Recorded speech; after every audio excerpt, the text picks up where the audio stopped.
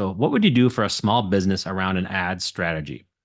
Now, if I were to ask you in the chat, you'd probably say, talk to them, just figure out keywords, and then show them the keywords, and then that's what I would do for a strategy, right? Which is actually a pretty straightforward set of steps. Now, there's probably more to them, but ultimately, if I asked you what a strategy was, we'd all come up with some pretty similar ideas, and it's giving the client something they can go to market with.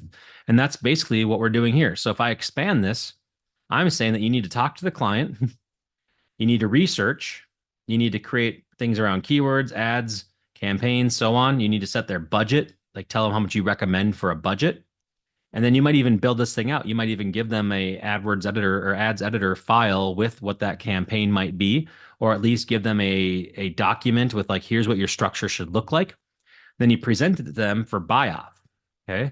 So this is a discrete, and when I say discrete, I mean a fixed, like it's a set project. Like it's like, hey, we do this thing for you. It costs this much and it's done. It's self-contained is what discrete means in this case. It's a self-contained project. And in order to do that, we estimate it's going to take 25 hours. Now, because it's a small client, we don't need to have our most advanced strategic resources working on this. So notice that there's no $150 hour strategic people working on this. We have we sparingly use the hours of our management people, our mid range of expensiveness, and we may have most of this work being done by somebody who's tactical, who follows our SOP, who uses a template, who uses the different systems we have in place. Okay, so we spend our time building the system with our $150 an hour or $75 an hour person, so we can then charge. Then we can then have a $10 hour resource do it, and then have it be reviewed finally by the more expensive person. This is called like the 10-80-10 rule of delegation. Comes from a guy named Dan Martell in one of his books. But it's like I've been doing this for before that book was written. But if you want to, think of a term, it's 10-80-10.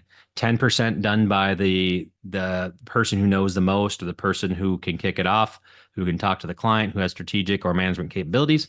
80% by your tactical or management person, depending on how high profile the project is. 10% reviewed by the approver, the management person, or strategic, depending on how you're structured, to pass it to the client and make sure they feel good about it. Okay. And then when you look at this thing, so this is where we get into the idea of a blended rate. So the manager is $75 an hour, the tactical is $10 an hour.